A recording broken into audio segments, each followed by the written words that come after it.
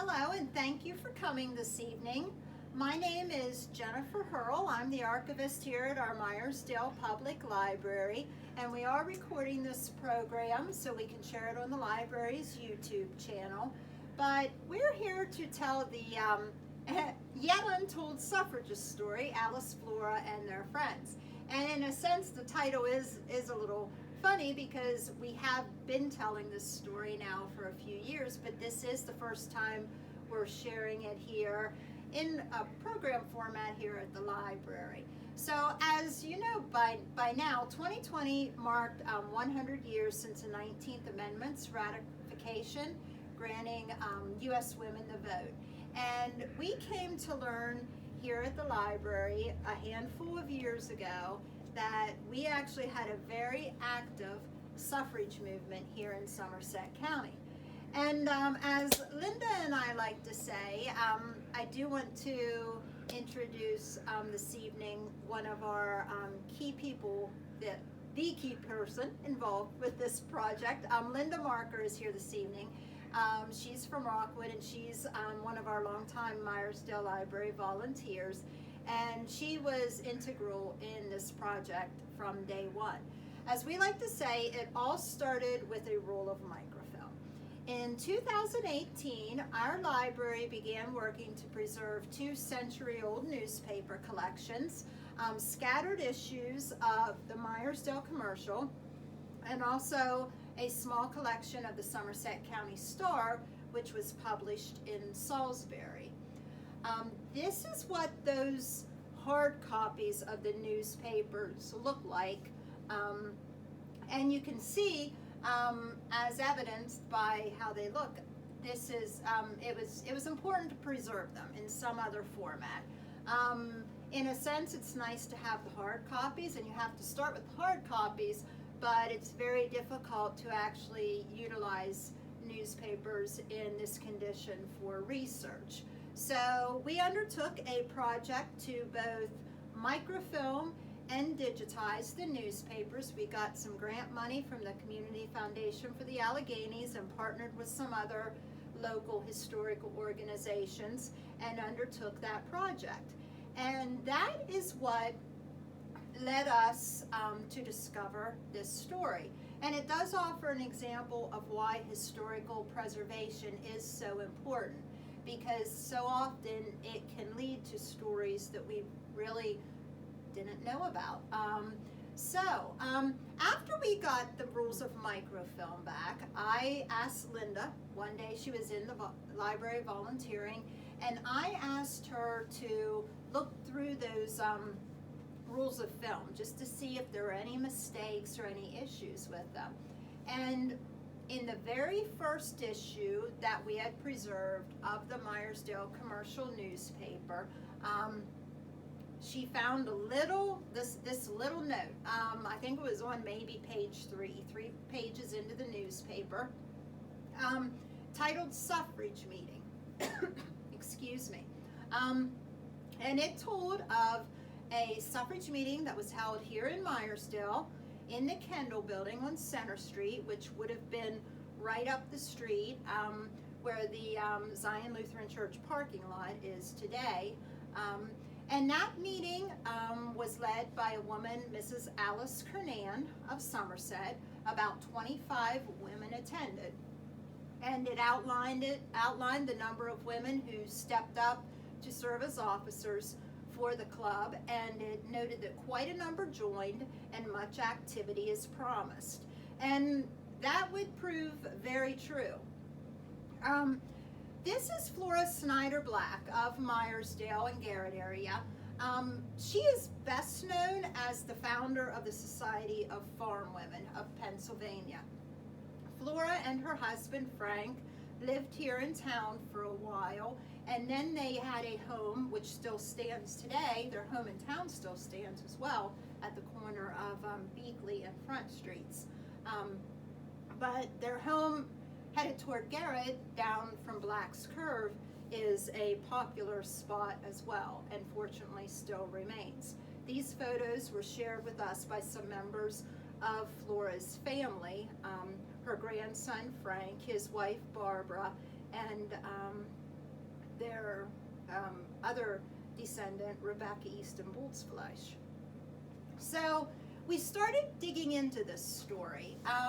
After Linda discovered note that there was a suffrage organization here in Meyersdale, we were pretty excited because keep in mind, this was 2019 when we discovered the little story.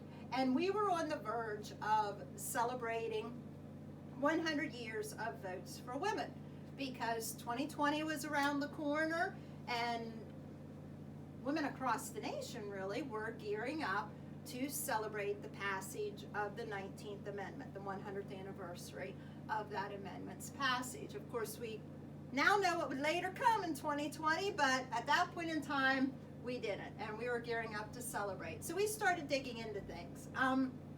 As printed on page 4 of the Meyersdale Republican, at that point in time in the early 1900s, Meyersdale had 2 weekly newspapers, and both were reporting on our local suffrage movement. This was a little article out of the Meyersdale Republican that also told of that meeting down the street in the Kendall building and how Mrs. Kernan was going to be coming to town to lead it. 20th of March 1913, page 1 of the Meyersdale Republican reported, Meyersdale now has suffragettes. Women's suffrage organization formed after talk by Mrs. Kernan.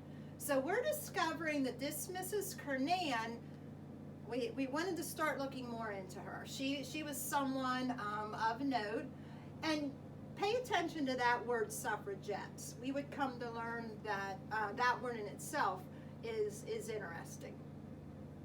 I find this quote by Alice Kernan just extremely interesting, taking into account this was printed in the Meyersdale Republican in 1913. 1913. Alice Kernan is stating, the great majority of women will always prefer the home life, but the exceptional woman should be perfectly free to do whatever kind of work in the world God has fitted her for, be it teacher, artist, doctor, lawyer, minister, mayor, school director, governor, or president. In my opinion, it was pretty bold for a woman to make that statement in 1913 and in a place, a rural community like Meyersdale in Somerset County. Clearly, Alice Kernan was a forward thinker ahead of her time, and she wasn't afraid to speak her mind. So we started looking into Alice as well. She was born in Pittsburgh, right, Linda? Yes. Yeah, she was born in Pittsburgh. She ended up here in Somerset County, married to a local attorney, Edmund Kernan. And actually, we have a representative here from the Somerset County Seroptimus Club. And one of the places we found note of Alice was in a booklet that the Seroptimus Club put out in, was it 1976? It was a little booklet of notable women, and Alice is mentioned in that booklet, along with a number of other women from here in Somerset County. So we found Alice in a couple of newspapers online, and we learned that in December of 1913, she was leading an equal rights meeting at the Meyersdale High School. At that meeting, there was a score of women and one lone man in attendance. It'd be interesting to know who that fellow was. She urged all women to become active in the movement, help raise needed funds. She pointed with pride to reforms in states where women had already gained the vote. There were a number of states where women had gained the vote at that point in time. The reason given for the slim attendance of men was that it was lodge night and the stores were open.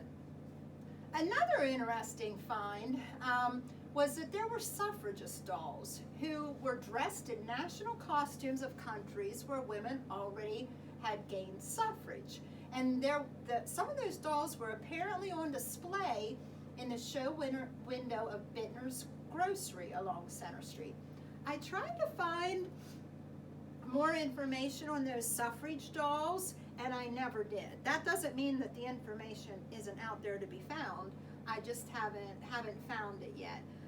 Photography, of course, at that point in time wasn't what it is today. There weren't many photos at all in the newspapers, let alone, online resources or everyone walking around with essentially cameras in their pockets. But Linda, after we learned of Alice, Linda did not waste any time digging into Alice. As a matter of fact, we did find out where she was laid to rest in Somerset's Union Cemetery. And Linda was the first person to scout her out.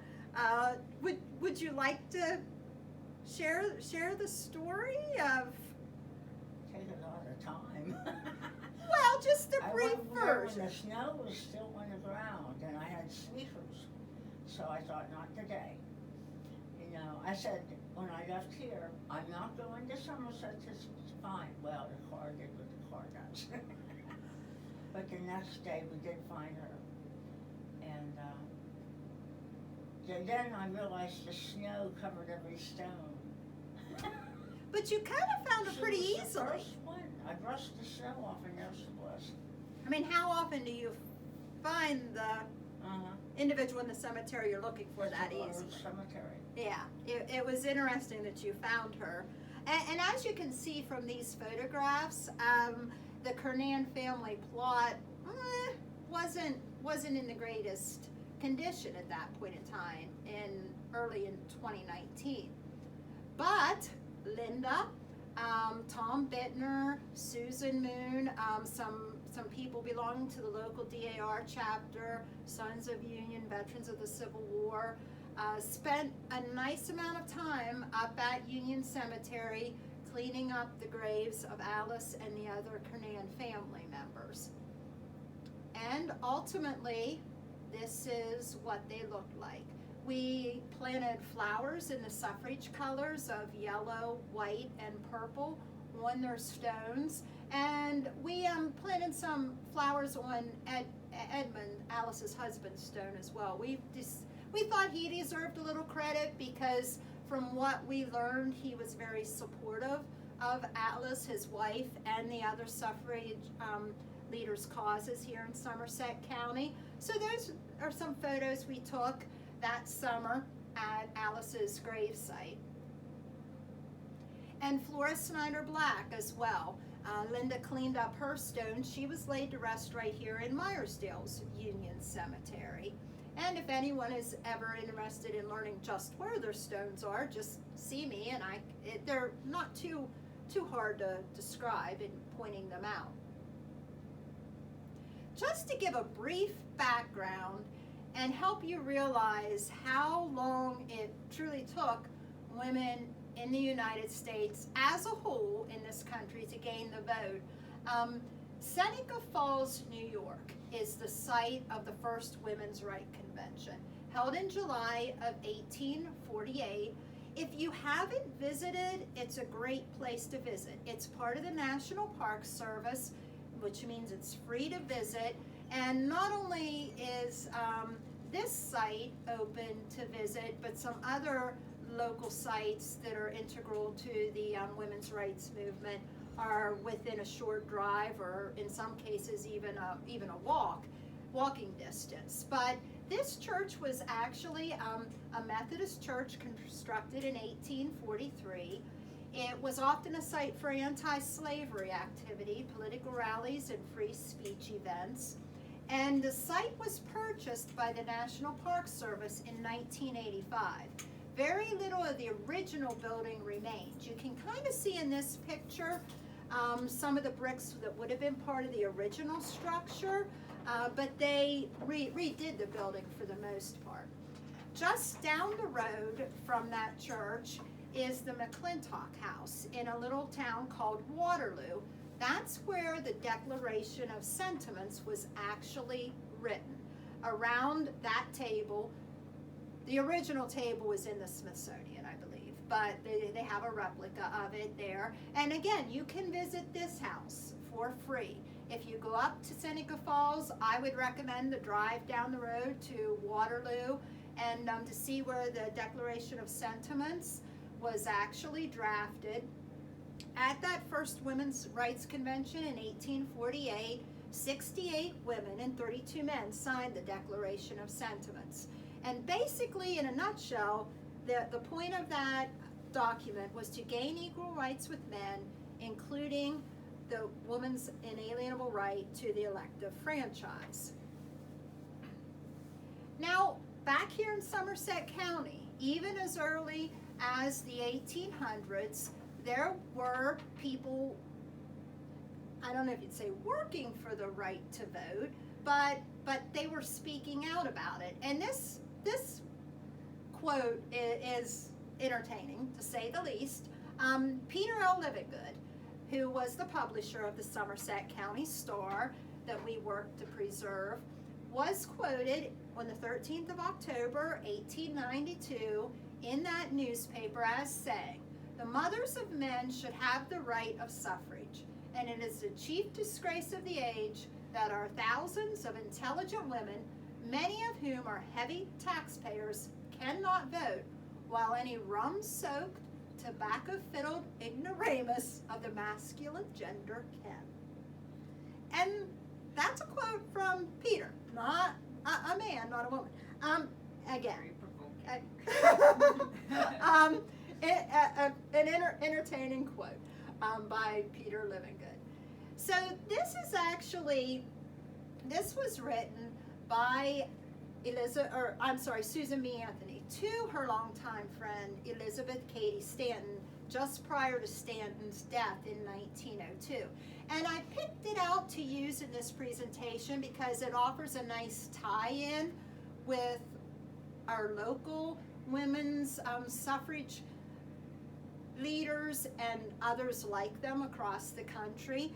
And this is what Susan wrote to her friend Elizabeth. "We little dreamed when we began this contest, optimistic with the hope and buoyancy of youth, that half a century later we would be compelled to leave the finish of the battle to another generation of women. But our hearts are filled with joy to know they enter upon this task equipped with a college education, with business experience, with a fully admitted right to speak in public, all of which were denied to women 50 years ago. These strong, courageous, capable young women will take our place and complete our work. There is an array of them where we were but a handful. We, dear old friend, shall move on to the next sphere of existence, one where women will not be placed in an inferior position, but will be welcomed on a plane of perfect intellectual and spiritual equality."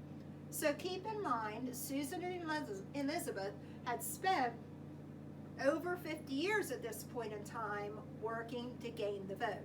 And here they were at the end of their lives and still hadn't gained that right. We can only, I think, today imagine how that might have felt. Earlier I told you to pay attention to the word suffragette. Technically, if you see the word suffragette used to describe women who work for the vote here in the U.S., it's arguably a little incorrect. In the early 1900s, women here in the States and in Britain were working to gain the vote, and reporters would take sides. The more things change, the more they stay the same, right? So in 1906, a British reporter used the word suffragette to mock those fighting for a woman's right to vote. The suffix "et" references something small or diminutive. So he was basically using this as a derogatory term to minimize the British suffragists' work. Some women in Britain embraced the term as a way of reclaiming it from its original derogatory use. But here in the United States, it was seen as offensive, and the women who were working toward the vote here didn't embrace it. So technically, the word suffragette is more aligned with the movement in Britain, whereas the word suffragist was what was more commonly used here in the States. And I picked this piece of art out as a good example of what some people who were against the right of women to vote would use. It's titled Looking Backward. It was printed in Life magazine in August of 1912, and it basically shows a woman leaving behind love, marriage, children, and home for suffrage and loneliness.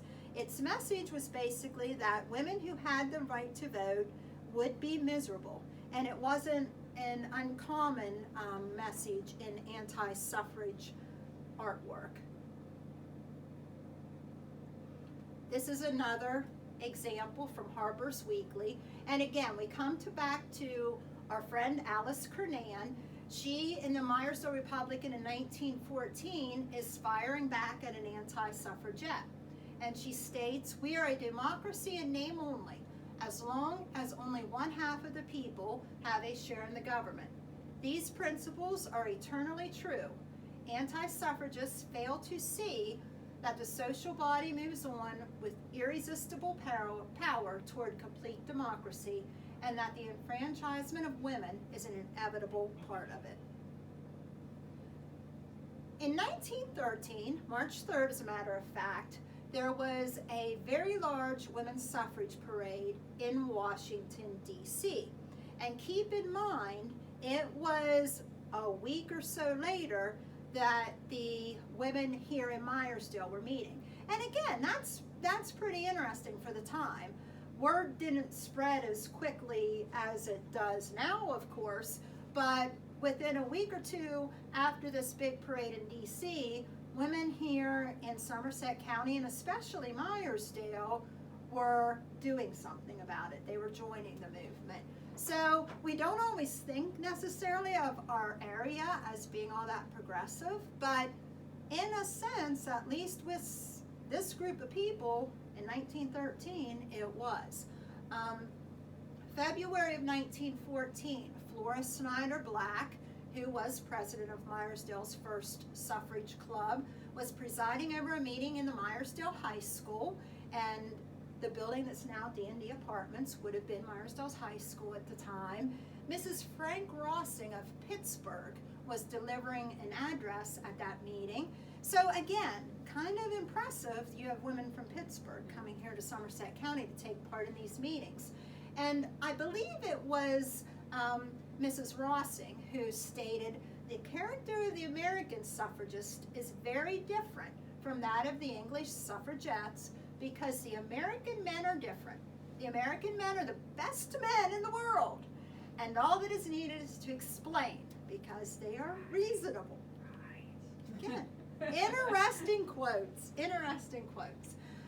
1914, women in Berlin are joining the movement. There's a note in the Berlin Record, I believe the Berlin Record, this little newspaper article was from, that they were having their first meeting to organize. And it was at the Pastime Theater, which was along Main Street in Berlin. And again, who is leading this group? Who is helping them organize?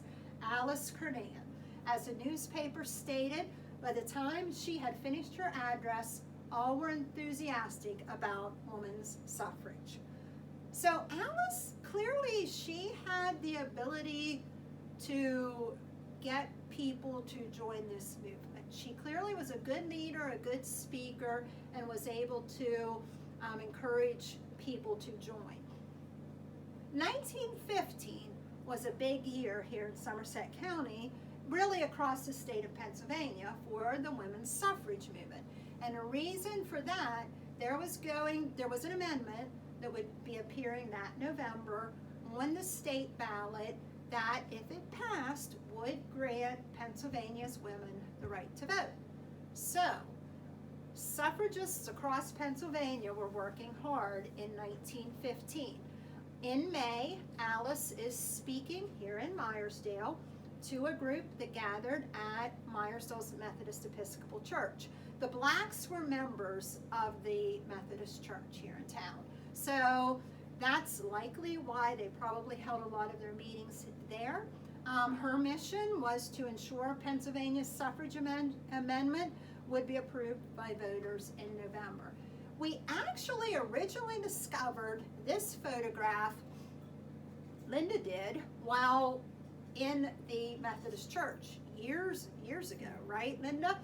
And we wonder about this photo. Ironically, since then, and a number of you may know, the New Republic newspaper here in town, after 122 years of publication, it was originally the Meyersdale Republican, ceased publication last November.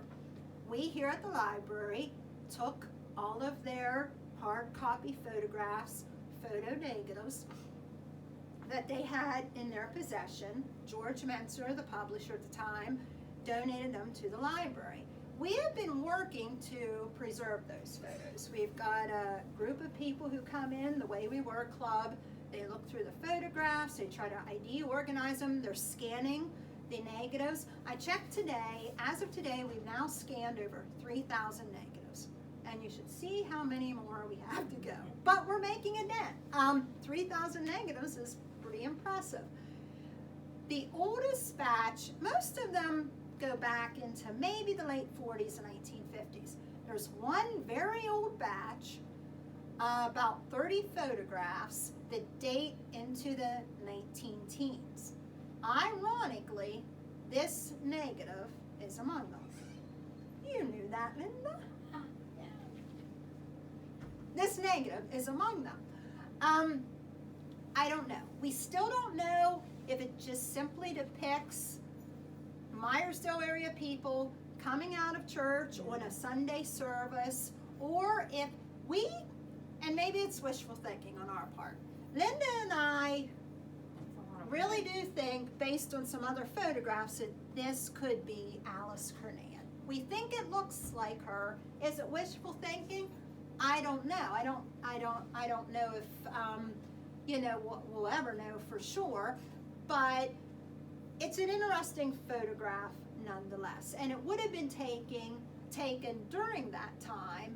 So if we'll ever solve the mystery of that photo and exactly whose, also of note is interesting, it does appear, if you look behind those two ladies right there in the center of the photograph, it also looks like there was at least one African American woman in attendance, and that's an interesting note about that photo. Of course, in the early 1900s, we did have a fairly large African American community in Meyersdale, which is an interesting topic for a whole other presentation one of these days.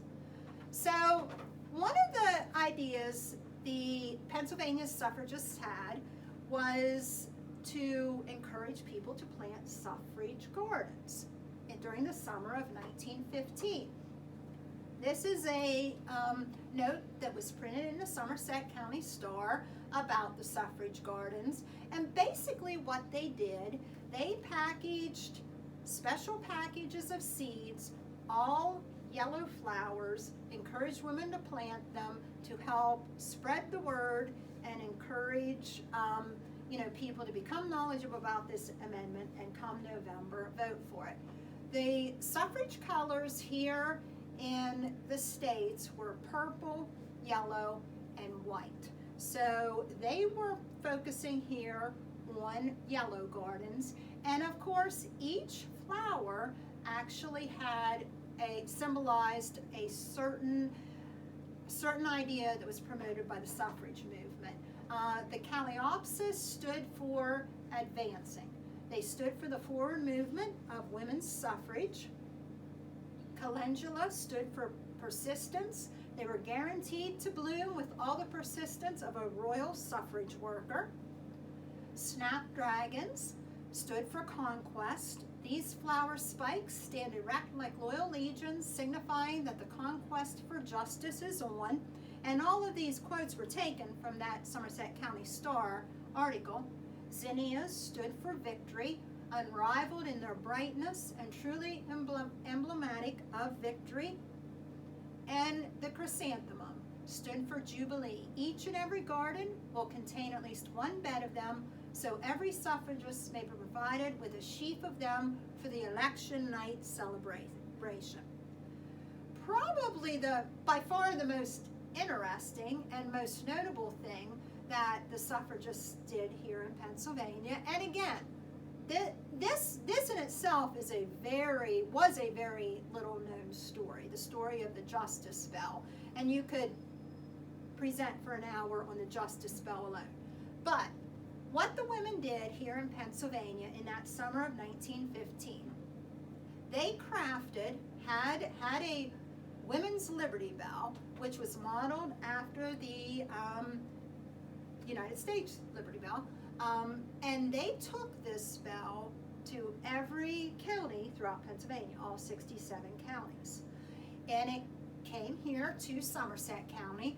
This was a schedule laid out, I believe, in the Meyersdale Republican for the bell's visit to Somerset County. It would come in July 30th from the northern end of the county, and it would spend the night in Somerset at the courthouse, and then on July 31st make its way to the southern end of the county, over to Berlin, and then head to Bedford County. And you can see a picture there of the Justice Bell. It toured the state on the back of a flatbed truck.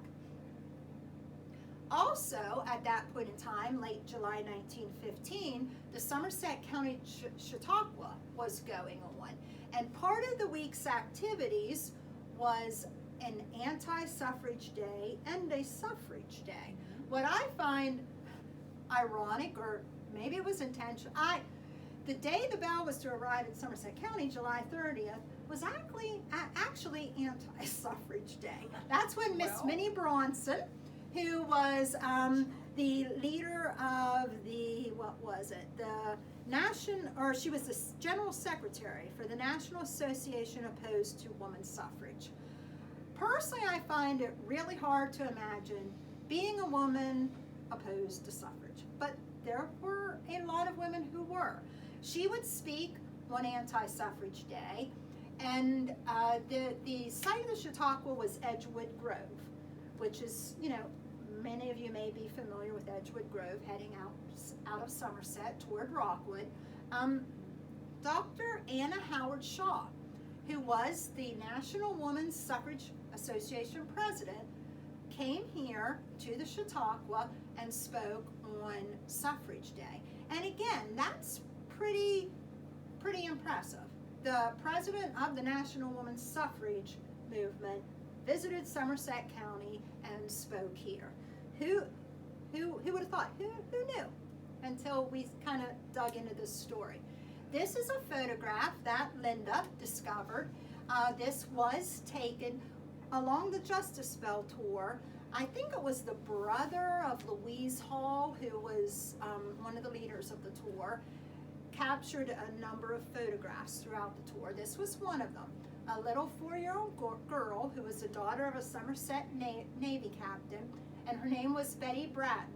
And there she is on July 30th on the back of that truck with the Justice Bell at the Somerset County Courthouse. It would be even more fascinating if we knew all of the other people gathered around. But basically, the idea of these women, and it worked, was how do we get people's attention? How do we get people to want to come listen to us? Well, we have a big bell. We bring it around on a truck. If nothing else, people want to come see the bell and they'll listen to our message. They were smart. They knew what they were doing. So originally the Justice Bell was to come to Meyersdale on July 31st. The truck broke down. It made it to the courthouse, but it broke down and they had to go to Pittsburgh, I believe it was, for a part for the truck. So the Justice Bell actually spent more time here in Somerset County than was originally intended. But the women here in Meyersdale went ahead and celebrated that Saturday evening anyhow. Alice Kernan and Louise Hall were driven to town by Alice's husband, Edmund Kernan. Alice and Edmund lived just outside of Somerset. Meyersdale's Citizens Band played for a crowd of some 500 people. Salisbury women were in attendance, and Alice was offering for sale watch fobs, scarf pins, all kinds of memorabilia for the suffrage movement. I would love to find, get my hands on one of those mementos. I have yet to see one anywhere. Whatever happened to all of them, who knows? I'm sure some remain in existence, but a lot were probably tossed over time, unfortunately. The local Grand Army of the Republican commander, Dr. Henry Clay McKinley, proposed 3 cheers for the cause, but he was upset with one thing. He deplored the missing American flag. So at this big celebration here in Meyersdale, apparently they forgot to have the flag on display, and Dr. McKinley pointed that out, and notably so. So the bell finally did arrive here in Meyersdale on Monday instead of Saturday. Monday, August 2nd, it parked in front of the Slicer House, the truck carrying it. The Slicer House once stood where our post office now is. The post office here in Meyersdale was constructed in 1938, but prior to that time, it was home to the Slicer House Hotel. And a large crowd did congregate to view the bell. It headed from here to Berlin with chains on the truck tires. The weather wasn't great, it was rainy. And one of the neat things about the bell is that the tongue of the bell was chained. And it was basically chained, wouldn't be loosened and rung until women in Pennsylvania gained the vote. So that was another interesting thing that the women here in Pennsylvania did with the bell. This is an example of a suffrage flyer dated 1914, and such flyers were commonly distributed during the Justice Bell tour. And this flyer depicted the states in which women already had the right to vote. So this was a nice quote out of the Meyersdale Republican about the bell. Its passage through Somerset County was like a triumphal procession. Thousands of people having turned out to speed it on its journey and to listen to the able advocates of women's suffrage who told the mission of the bell. I would love to have documentation of some of those speeches here. Really throughout the state, but, being we're here in Somerset County, if only, we had some documentation of those speeches.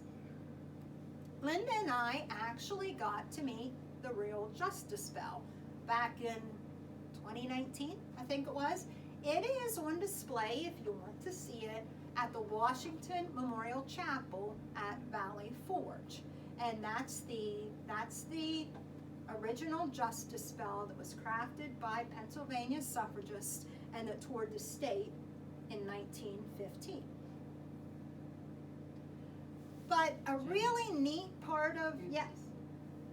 When was it placed in the Valley Forge Chapel? I don't remember. I would have to dig into that. It actually ended up in, was it in the woods somewhere? It was forgotten. It was Valley Forge Park, I think, somewhere, and they found that the new person who took over that chapel, a pastor. It was one of the pastors. The new rector or whatever, found this bell and Yeah. moved it to the history, and then eventually they cleaned it up and brought it in out of the cold. I've been in there quite a few times, so I evidently would have seen it.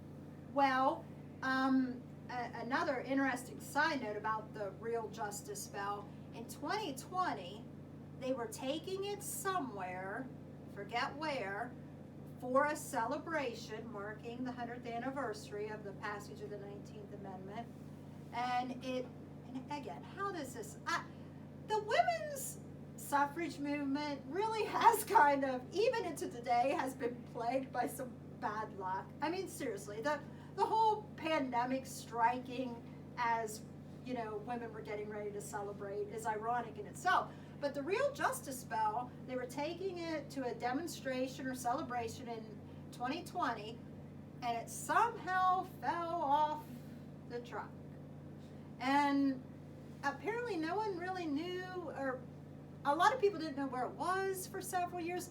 There's the Justice Bell Foundation has been formed to help tell the story of the original Justice Bell. They have a website, they have a Facebook page, look them up, Justice Bell Foundation, And I've been in contact with their founder. It's been a while since I've spoken with her, but they're doing a great job of helping tell this story. And they didn't know where the bell was for a while. I did learn that as of August, the bell, I forget where they said it was. It was somewhere, and it's now back at Washington Memorial Chapel. But for a few years, it was kind of missing. Here in Meyersdale, pre-pandemic, Linda, again, I credit Linda with much of how this project grew over the years. She said, why don't you reach out to the school? You know, maybe the kids want to get involved, make some posters, make a bell, you know. Well, long story short, we did reach out to Joanne Bolden, the art instructor at the high school and middle school, and she jumped right on board. Again, this was before the pandemic broke, when school was still in session and meeting in person. And the art department did create a justice bell for us, our own replica justice bell. It's currently on display here in the library. This is when we had it on display at the Historical Society here in Meyersdale. We had it up there for, I think it was 2 seasons, and they did a wonderful job on this bell, and it was really neat to kind of have Meyersdale, Somerset County's own replica justice bell. And the kids created all those flowers. They had those Cricut crafting machines and made flowers and posters. These 2 sketches were done by Megan Holler and Anna Hartman. Anna sketched Flora Snyder Black, and Megan sketched Alice Kernan. And the art students here in Meyersdale did a really nice job of helping out and getting involved. Okay, there's one coming up later here. I thought it was next. Even in Blackfield, which is kind of a lost community, there's still a sign for it, but it's located between here and Rockwood. They were having debates on women's suffrage in 1915. There was a debate, should women vote, at the Blackfield School in October of 1915. Keep in mind, we're coming up on November and Election Day. Professor J.H. Kern, also known as Curly of Elklick, was given the decision over James Tierney, and he was warmly congratulated by the women of Blackfield, who escorted him triumphantly to his residence. Linda took that photo. The school's no longer there, but there is a church, not an active church anymore, but a church building in Blackfield. So this was an ad that appeared just before the election in November of 1915. It was in the Meyersdale Republican. It was encouraging people to vote no. Don't give women the right to vote, and pointing out the states in which suffrage for women has been defeated. You can see Ohio and Michigan are among them. So, this is what happened in November of 1915, as reported in those Meyersdale commercial newspapers that we preserved. And interestingly, those Meyersdale commercial newspapers, the original hard copies, were saved by former Meyersdale public librarian and a very well-known genealogist who lived here in Meyersdale, Marguerite Cockley. She saved them. Her daughter and granddaughter ensured that they made their way to this library, and now here we are, having preserved them and still learning from them. So that in itself is a great story. But the Meyersdale commercial was reporting on November 11, 1915, the official returns in Somerset County. 13 of our county's 56 municipalities voted yes, give women the vote, which was 19% of voters. 2,236 yes votes to 3,933 no votes. And keep in mind, of course, everyone who's voting is a man. So if we take a little closer look, the municipalities with the purple circle beside them indicate where suffrage passed here in Somerset County. Meyersdale had 2 voting districts. It didn't pass in either one. It came close in one, 62 to 66 votes. Linda and I thought it was kind of interesting when you looked at this. It passed in Rockwood, it passed in Salisbury, Stoystown, Paintboro, Hooversville, Jennerstown, some of your smaller municipalities. I don't know if there's anything to that. It's just something that kind of jumped out at us. But the women, they did not give up hope. This was in the Republican on that same week, the 11th November, a map which causes the heart of hope to beat anew in the bosoms of Pennsylvania suffragists. And the counties that are indicated in white show where the suffrage amendment did pass. Somerset County, obviously it didn't in Bedford, but it did in the other counties surrounding us, Fayette, Westmoreland, Cambria, and Blair. It actually passed in some of the more rural counties up north, which is interesting as well. One of the neatest things we discovered as we dived into the story of Somerset County's suffrage movement was the fact that Pennsylvania's new suffrage flag was dedicated right here in Somerset County in early July of 1916 at the home of Alice and Edmund Kernan, just outside of Somerset. And this is actually an article and some photographs from that dedication ceremony that was printed in the Gazette-Times out of Pittsburgh. This was the home, unfortunately, in recent years, I think it was last year, the home was torn down. So, it no longer stands, which is extremely unfortunate, being such a memorable event in our county's history was held there. But the newspaper noted the great suffrage rally at beautiful Swanland Bar. The home was referred to as Swanland Bar because that was Edmund Kernan's home county or home region in Ireland. 19 counties throughout Pennsylvania were represented at the dedication of the state suffrage flag. And these were just some quotes that we pulled from the newspaper articles commemorating that event. It was noted as the greatest gathering of suffragists ever assembled in Somerset County and one of the most notable assemblages of its kind ever seen in western Pennsylvania. Various newspapers reported between 600 to 700 women representing 19 counties were in attendance. Mabel McKinley Bear, the niece of President William McKinley, sang during that day, and a small sprinkling of mere men, just to give variety to the throng of feminists who were waging the battle for equal rights. And the state suffrage flag was dedicated. It was a keystone on a field of blue surrounded by 11 stars on a field of yellow. And this was a quote by Mrs. Lewis Lawrence Smith of Stratford. "We dedicate it to the cause we all serve. We consecrate ourselves afresh to the task with the end now plainly in view. There is room for many stars." So again, just imagine upwards of 700 women traveling here to Somerset County for this event.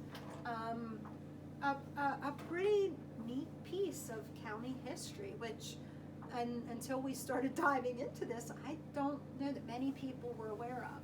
Now, this is a quote from Dorothy Day, who was a suffrage worker on the national level, but I thought it provided a good representation of how long this actually took women in the United States. People say, "What is the sense of our small effort? They cannot see we must lay one brick at a time, take one step at a time. A pebble cast into a pond causes ripples that spread in all directions.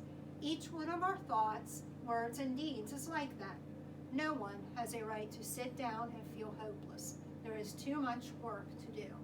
And I can only imagine that there were many, many times throughout all of this where these women had to feel hopeless. I mean, personally, I'm thinking I might have felt a little hopeless the morning after that November vote in 1915. You put all of that work, all of that time, all of that effort into working toward a cause only to see it, at least in that moment, fail.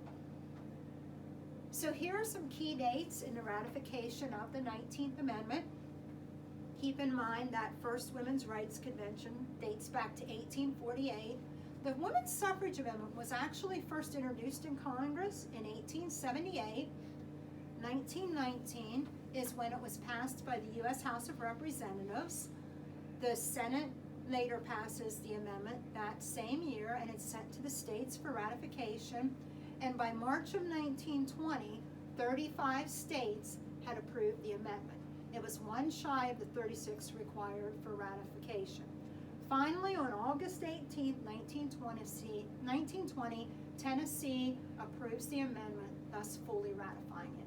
I won't get into details, but that in itself is an interesting story about that final state to approve the amendment. The final politician who cast the vote for it basically it's interesting how his mom encouraged him to do so.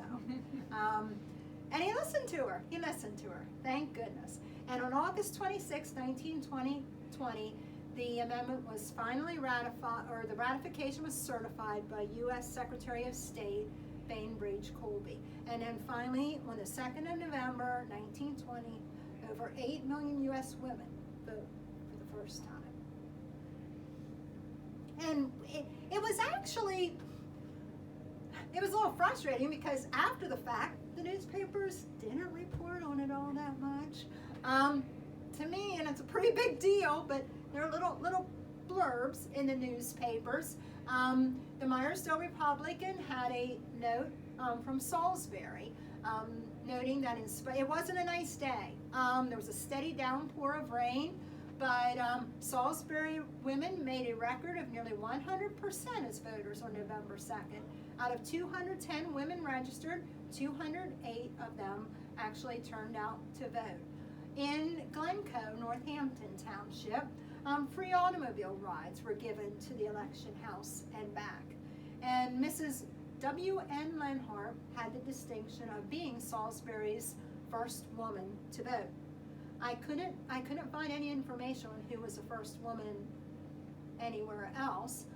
The Berlin Record reported, actually I did in Berlin, Mrs. Phil A. Schaefer. And of course, keep in mind, back then, for the most part, all the women were still known as Mrs. So-and-so. You have to dig, and Linda did do some digging. Get first names.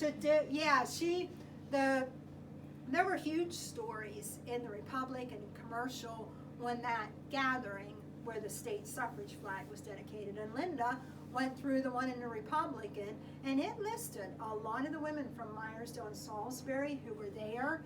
And she went through and spent a lot of time trying to find out, okay, this is exactly who. This is their first name. That in itself took work on her part. So this was, and again, some women did not want to vote. It was that simple. This little note out of the Berlin Record, I couldn't resist including. It notes that a certain aged woman in this place refused all overtures to go to the polls on Tuesday. Her friends tried to convince her it was a great privilege she had of casting her vote for a presidential candidate, explaining very many things may happen in the next 4 years.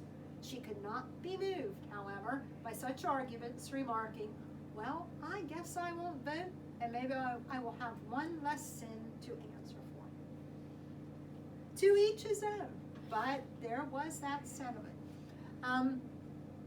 Prior to really learning about Somerset County's suffragists, I was appreciative of the fact that I as a woman could vote, and in 2008 I had written a letter to the editor about encouraging people to vote. And I wrote that next Tuesday, November 4th, I will visit the Meyersdale Community Center, which which at the time was our polling place, where I will cast my vote for our nation's next president. As I do, I will reflect on the fact that less than 100 years ago, I as a woman would not have had this right, one many of us today take for granted. And I will offer a silent thank you to the courageous women, Susan B. Anthony, Elizabeth Cady Stanton, Alice Paul, and countless others who came before me and fought endlessly so I may step into the pools right alongside the men in my community. These women were bold, these women were determined, they were brave.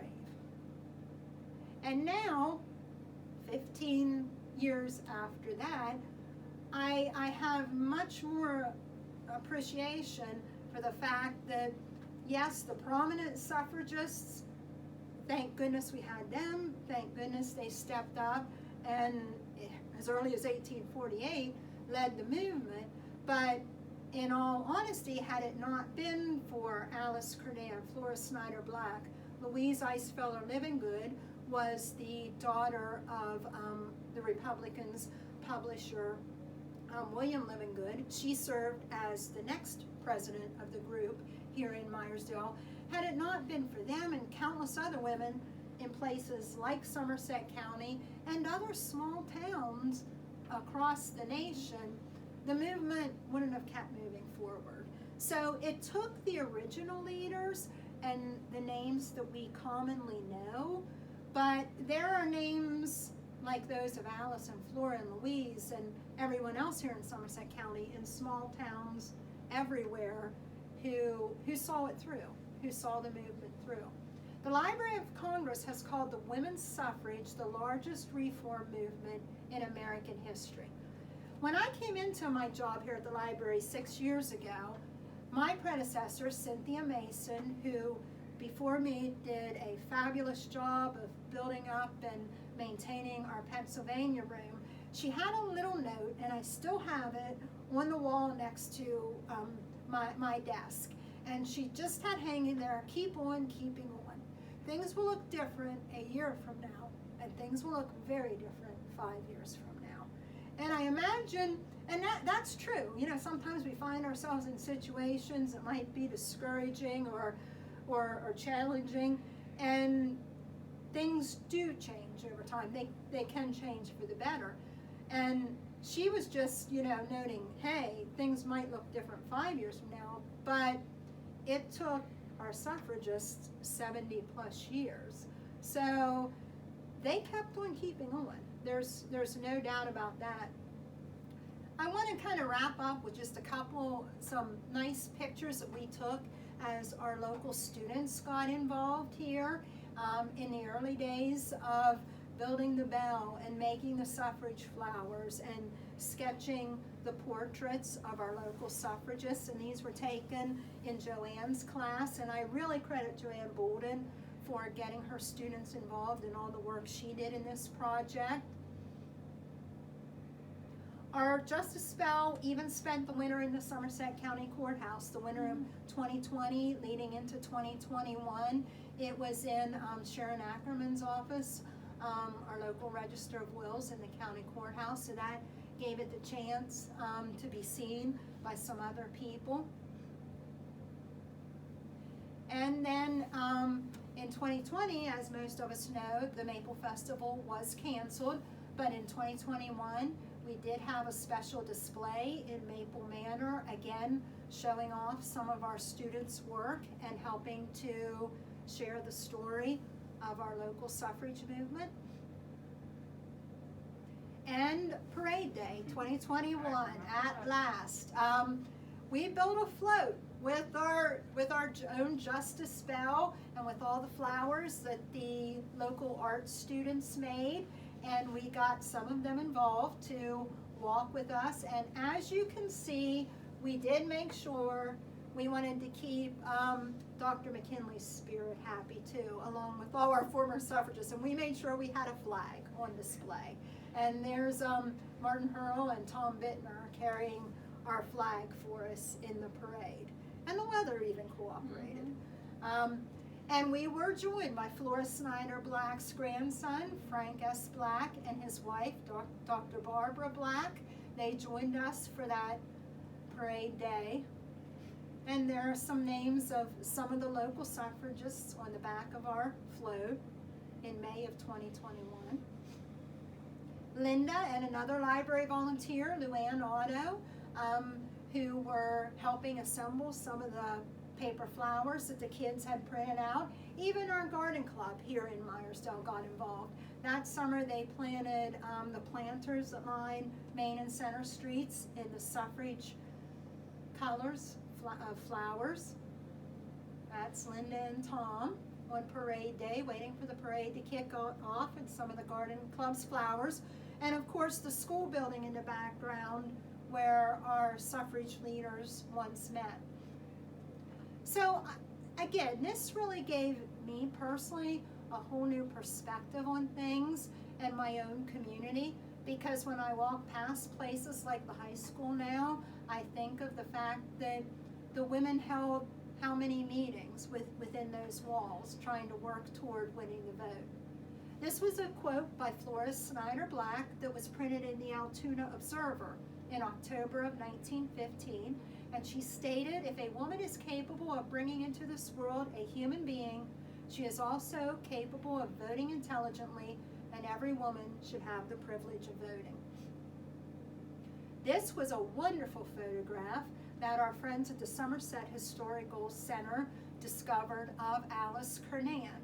Alice was probably only about 30 years old at the time, circa 1900. And I have it coupled with this particular photo taken on the corner of Center and Main Streets in Meyersdale, because if the weather cooperated, Alice was planning to speak on that corner the evening before that November 1915 vote. I never found any stories documenting if she actually did, but she spent a lot of time here in Meyersdale, and that's because Meyersdale's women really got involved. They were prominent in all of this. And there's the site, of course, of our current post office, formerly the Slicer House, and where that Justice Bell would have been parked for a few hours on that Monday in August of 1915. And another photo, this one was captured by local photographer Mike Piedenbrink, who's always taking pictures on Parade Day during the Maple Festival. He captured a great shot, really, of our float and that same corner where Alice may very well have stood. And again, just interesting to think that 1915, Alice, you know, it's likely she stood there speaking, encouraging people to support the amendment, and then there we are in 2021, going by, celebrating her and her friends. And I kind of couldn't resist wrapping up with her quote again. Again, Alice speaking, 1913, "The exceptional woman should be perfectly free to do whatever kind of work in the world God has fitted her for, be it teacher, artist, doctor, lawyer, minister, mayor, school director, governor, or president." So, as we move toward another election day, less than a week away, I encourage everyone to honor the memory of Alice, Flora, and her friends, and go vote. Don't take your right to vote for granted. And just a few places where you can learn more. And if you're interested, of course, come see us here at the Meyersdale Library. We've started, several files on the subject. So I thank everyone for attending, and anyone who might tune in remotely over time. And like I said, get out and vote on election day. Don't take it for granted.